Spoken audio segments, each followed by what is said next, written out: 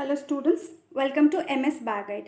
আজকে আমরা পড়ছি চ্যাপ্টার 6, যেটা হচ্ছে এনসিইআরটি ক্লাস 11 বায়োলজি থেকে আমরা সরাসরি পড়ে নেবো। যেটা চ্যাপ্টার 6-এ যে বিষয়টা দেওয়া রয়েছে অ্যানাটমি অফ ফ্লাওয়ারিং প্ল্যান্টস, এর প্রত্যেকটা লাইন আমরা বেঙ্গলিতে মিনিং করে বুঝে নেবো, যাতে করে আমাদের বেঙ্গলি মিডিয়াম স্টুডেন্টসদের কোনো অসুবিধা না হয়। যারা নিট অ্যাসপায়ারেন্টস রয়েছে তাদের প্রত্যেকটা লাইন যাতে তারা বেঙ্গলিতে বুঝে নিতে পারে এবং তাদের কনসেপ্টটা যাতে করে ক্লিয়ার হয়ে যায়।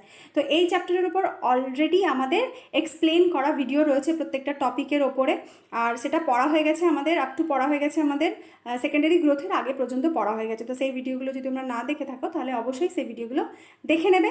আর সেই সমস্ত ভিডিওর লিঙ্ক এই ডেসক্রিপশানে দেওয়া থাকবে, এই ভিডিওর ডেসক্রিপশানে দেওয়া থাকবে, তোমরা দেখে নিও। আই বাটনে প্লেলিস্ট থাকবে, সেখান থেকেও দেখে নিতে পারো। তো এই যে সেকেন্ডারি গ্রোথটা, সেটা বোঝার জন্য কিন্তু সেকেন্ডারি গ্রোথের কনসেপ্ট বিল্ড আপ করার জন্য, সেকেন্ডারি গ্রোথটা কি সেটা বোঝার জন্য কিন্তু আমাদের এই চ্যাপ্টারে যেটা রয়েছে, যেটা হচ্ছে কি যে meristematic tissue, simple permanent tissue, vascular bundle এবং ভাস্কুলার বান্ডিলের টাইপ কীরকম হয়, কনজয়েন্ট হয় কি ওপেন কি ক্লোজড, এই সমস্ত বিষয়গুলোর কিন্তু সম্বন্ধে কিন্তু আমাদের যে ধারণাটা সেটা কিন্তু খুব ক্লিয়ার হওয়া উচিত। তাহলেই কিন্তু আমরা কিন্তু সেকেন্ডারি গ্রোথটা বুঝতে পারবো। সেজন্য সেকেন্ডারি গ্রোথ পড়ার আগে আমরা এই চ্যাপ্টারের বেঙ্গলি মিনিং করে প্রত্যেকটা লাইন বুঝে নেবো, যাতে করে বেঙ্গলি মিডিয়ামদের স্টুডেন্টস যারা রয়েছে তাদের তো সুবিধা হবে, আবার করে আমাদের একটা ছোট করে রিভিশন হয়ে যাবে, যাতে করে আমরা সেকেন্ডারি গ্রোথটা আবার করে সুন্দর করে বুঝতে পারি এবং তার কনসেপ্টটা আমাদের সহজে আমরা বুঝতে পারি। তো সেজন্যই আমরা প্রত্যেকটা লাইন এখানে বেঙ্গলিতে মিনিং করে পড়ে নেব। তো প্রথমেই ছোট একটা ইন্ট্রোডাক্টরি পার্ট রয়েছে। তো সেই ইন্ট্রোডাক্টরি পার্টটা যদি আমরা বাদ দিই, সেখান থেকে আমাদের ইম্পর্টেন্ট যে লাইন রয়েছে সেখান থেকে আমরা শুরু করব। তো অ্যানাটমিটা কি? অ্যানাটমি হচ্ছে কি যে অ্যানাটমি কাকে বলবো? অ্যানাটমি হচ্ছে যে কোনো অর্গ্যানিজমের যে ইন্টারনাল স্ট্রাকচার, সেই ইন্টারনাল স্ট্রাকচার, ভেতরের যে গঠন, সেটাই হচ্ছে কি অ্যানাটমি। সেটা প্ল্যান্টেরও হতে পারে, যে কোনো অ্যানিমালেরও হতে পারে। তাহলে অ্যানাটমি কি হচ্ছে? যেটা হচ্ছে কি যে study of internal structure of plant is called anatomy. তাহলে প্ল্যান্টের যেহেতু আমরা পড়ছি, তাহলে প্ল্যান্টের যে ইন্টারনাল স্ট্রাকচার, অন্তর যে গঠনের, তার যে স্টাডি, সেই বিষয় সম্বন্ধে যে পড়াশোনা, সেটাকেই বলা হচ্ছে কি যে অ্যানাটমি। তারপর লাইনটা কি বলছে যে plants have cells as the basic unit. তাহলে অ্যানাটমির যে বেসিক ইউনিট, সেটাকে আমরা কিন্তু সেল ধরবো। তো সেল হচ্ছে অ্যানাটমির বেসিক ইউনিট ধরবো। সেলস কি করে? সেলস পরস্পরের সাথে কোঅর্ডিনেট করে কি তৈরি করে? টিস্যু তৈরি করে। Cells are organised into tissue and in turn the tissues are organised into organs. তাহলে সেল পরস্পরের সাথে অর্গানাইজড হয়ে কী তৈরি করছে? টিস্যু তৈরি করছে। আবার টিস্যু পরস্পরের সাথে অর্গানাইজড হয়ে কী তৈরি করছে? Organ. Different organs in plant show difference in their internal structure. তাহলে কী হচ্ছে? উদ্ভিদের যে বিভিন্ন অর্গ্যান রয়েছে, যেমন ফ্রুট রয়েছে, লিভ, শুট, রুট, উদ্ভিদের মূল, কাণ্ড, পাতা, ফুল, ফল, এই সমস্ত যে অর্গ্যান রয়েছে তাদের যে ইন্টারনাল স্ট্রাকচার কিন্তু একই ধরনের হয় না। এই সমস্ত অর্গ্যানের মধ্যে যে টিস্যু রয়েছে, সেই টিস্যুগুলোর স্ট্রাকচার কিন্তু একই রকম নয়। যেমন আমাদের হিউম্যান বিইংয়ের ক্ষেত্রে কি, ব্রেনে যে সমস্ত সেল রয়েছে, যেরকম টিস্যু রয়েছে, সেটা হার্টে নেই। হার্টের টিস্যু আলাদা, আবার লিভারের টিস্যু আলাদা, লাংসের টিস্যু আলাদা। তো ডিফারেন্ট যে অর্গ্যান রয়েছে, সেই ডিফারেন্ট অর্গ্যানের যে টিস্যুর যেটা রয়েছে সেটাও কিন্তু আলাদা, তাদের স্ট্রাকচার, ইন্টারনাল স্ট্রাকচার কিন্তু আলাদা, একই রকম নয়। Within angiosperm, monocots and dicots are also seen to be anatomically different. তাহলে অ্যাঞ্জিওস্পার্মের মধ্যেও এই ডিফারেন্স দেখা যায়। অ্যাঞ্জিওস্পার্মের মধ্যে কি রয়েছে? যে মোনোকট রয়েছে, ডাইকট রয়েছে, তাদের মধ্যে কি অ্যানাটমিক্যাল ডিফারেন্স দেখা যায়। তাদের অন্তর্গঠনের মধ্যে কিন্তু বিভিন্নতা রয়েছে। মোনোকট এবং ডাইকট, একবীজপত্রী এবং দ্বিবীজপত্রী উদ্ভিদের যে অন্তর্গঠন, তাদের মধ্যে কিন্তু ডিফারেন্স রয়েছে, কিন্তু তো তারা কিন্তু অ্যাঞ্জিওস্পার্ম, তবুও তাদের মধ্যে কিন্তু অ্যানাটমিক্যালি ডিফারেন্স তাদের মধ্যে রয়েছে। Internal structure also show adaptation to diverse environment. তাহলে ইন্টারনাল স্ট্রাকচার কি হচ্ছে? যে অন্তর্গঠন হচ্ছে কি যে অ্যাডাপ্টেশনের জন্য উদ্ভিদের কি হচ্ছে? যে ইন্টারনাল স্ট্রাকচারেরও কিন্তু ডিফারেন্স হচ্ছে। যেমন যে সমস্ত হাইড্রোফাইটিক যে সমস্ত উদ্ভিদ রয়েছে, তাদের মধ্যে জলের মধ্যে থাকার জন্য, তাদের জলে অ্যাডাপ্টেশনের হওয়ার জন্য তাদের মধ্যে ইন্টারনাল স্ট্রাকচারের কিছু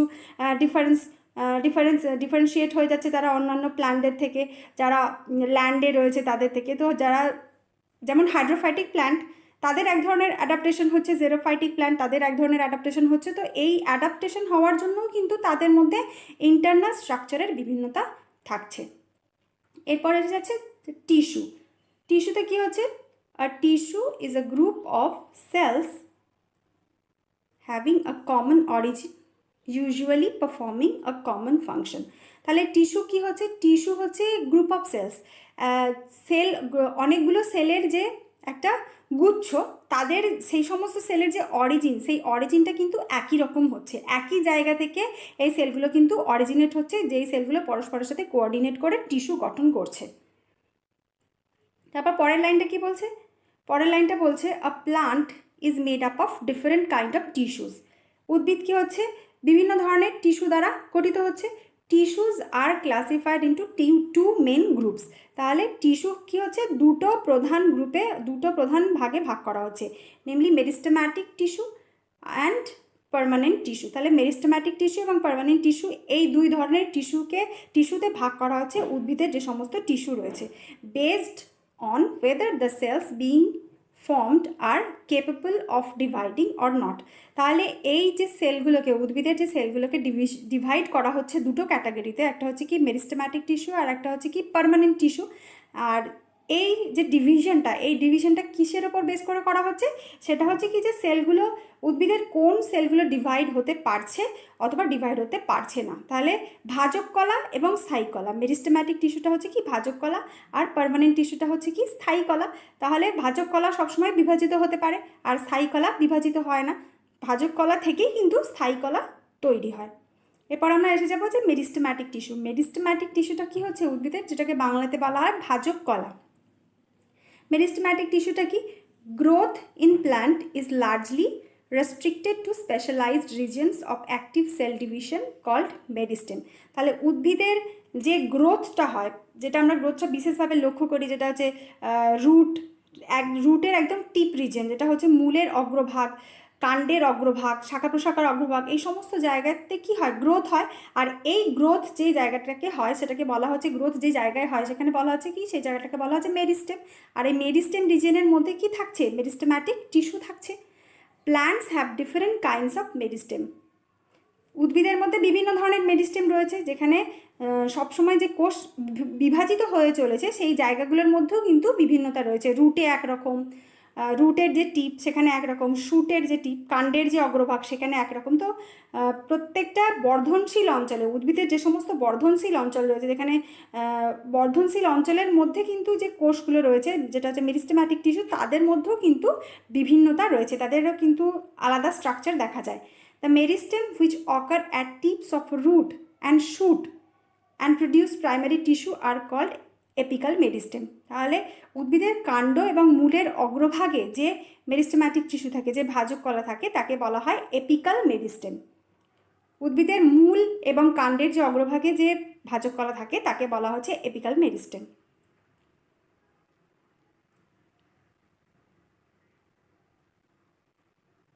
Root apical meristem occupies the tip of a root, while the shoot apical meristem occupies distance-most region of the stem axis.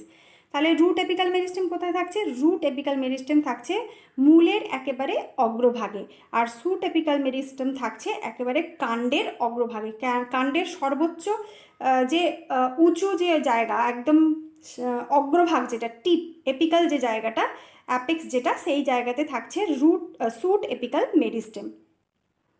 During the formation of leaves and elongation of stem, some cells left behind from shoot apical meristem constitute the axillary bud. তাহলে কি হচ্ছে, যখন growth হচ্ছে apical মেরিস্টেমের, যখন growth হচ্ছে shoot apical মেরিস্টেমের, যখন growth হচ্ছে, তখন কিছু সেল, এখান থেকে কিছু সেল পিছনের দিকে রয়ে যাচ্ছে, সামনের দিকে গ্রোথ হয়ে যাচ্ছে, সামনের দিকে গ্রোথ হয়ে যাচ্ছে এপিক্যাল মেরিস্টেম, কলা বিভাজিত হয়ে যাচ্ছে, আর পিছনের দিকে সেল কিছু রয়ে যাচ্ছে। সেই সেলগুলোকে কি বলা হচ্ছে, সেই সেলগুলো কি তৈরি করছে, অ্যাক্সিলারি বাড তৈরি করছে, কাক্ষিক মুকুল তৈরি করছে। উদ্ভিদের কাণ্ডের যে শাখা প্রশাখার যে কক্ষ, যে জায়গাটা, সেই জায়গায় কি তৈরি হচ্ছে, কাক্ষিক মুকুল তৈরি করছে, যে সমস্ত কোষগুলো এই মেরিস্টেম্যাটিক টিস্যু থেকে পিছনের দিকে রয়ে যাচ্ছে, সেই সেলগুলো কি তৈরি করছে, অ্যাক্সিলারি বাড তৈরি করছে। Such buds are present in the axils of leaves and are capable of forming a branch or a flower.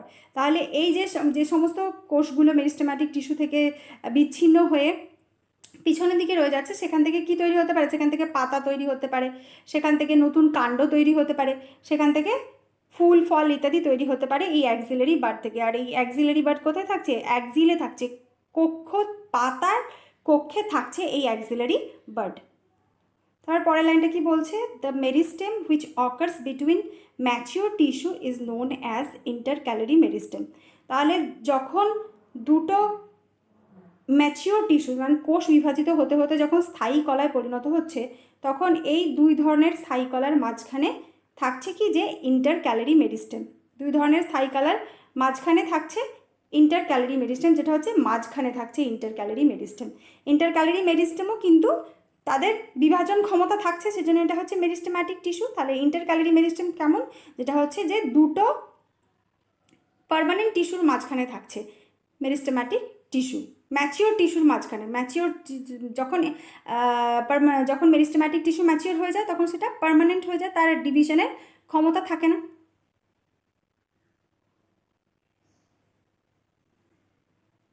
They occur in grasses and regenerate parts removed by grazing herbivores.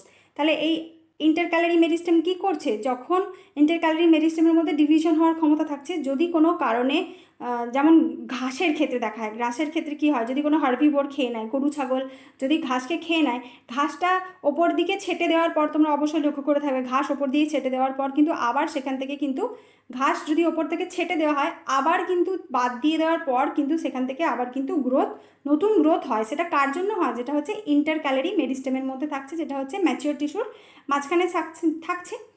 Both apical meristem and intercalary meristem আর primary meristem. তাহলে এই যে intercalary meristem এবং apical meristem, যেটা root apical meristem এবং shoot apical meristem, এরা হচ্ছে কি? যে এরা ইন্টারক্যালারি মেরিস্টেম, এরা হচ্ছে কি? যে প্রাইমারি মেরিস্টেম। প্রাইমারি মেরিস্টেম কি? যে উদ্ভিদ যখন তৈরি হচ্ছে, যেমন বীজ অঙ্কুরিত হওয়ার পর যখন উদ্ভিদ তৈরি হচ্ছে, বীজ যখন অঙ্কুরিত হচ্ছে, তখন কি হচ্ছে? যে একটা কি হচ্ছে? বীজ অঙ্কুরিত হওয়ার পর একটা র্যাডিক্যাল এবং প্লিমিউল তৈরি হচ্ছে। সেই র্যাডিক্যাল প্লিমিউল মধ্যে যে কোষগুলো থাকছে, র্যাডিক্যাল এবং প্লিমিউলের মধ্যে, যেটা একটা রুট তৈরি করছে, একটা শুট তৈরি করছে, তো তাদের মধ্যে যে কোষগুলো বিভাজিত হতে থাকছে, সেইগুলো হচ্ছে কি? যে প্রাইমারি মেরিস্টেম। অর্থাৎ উদ্ভিদের তৈরি হওয়ার সাথে সাথে যে মেরিস্টেমগুলো তৈরি হচ্ছে, সেটা হচ্ছে কি? যে primary meristem, because they appear early in life of a plant and contribute to the formation of primary plant body. তাহলে এদেরকে প্রাইমারি মেরিস্টেম কেন বলা হচ্ছে? কারণ উদ্ভিদের জীবনে এরা প্রথমে আবির্ভূত হচ্ছে এবং উদ্ভিদের যে প্রাথমিক যে শরীর সেটা গঠন করছে এই প্রাইমারি মেরিস্টেম। তারপর পরের লাইনটা কি বলছে? the meristem that occurs in mature region of a root and shoot of many plants, particularly those that produce woody axis and appear later than primary meristem, is the secondary or lateral meristem. তাহলে primary মেরিস্টেমের পর যখন mature রিজনের মধ্যে, root এবং শুটের যে mature রিজনের মধ্যে যখন কি হচ্ছে? উডি অ্যাক্সিস যখন নতুন করে, যখন উডি অ্যাক্সিসের মধ্যে যখন নতুন করে কোষ, প্রাইমারি মেরিস্টেম থেকে যখন নতুন করে কোষ আবার বিভাজিত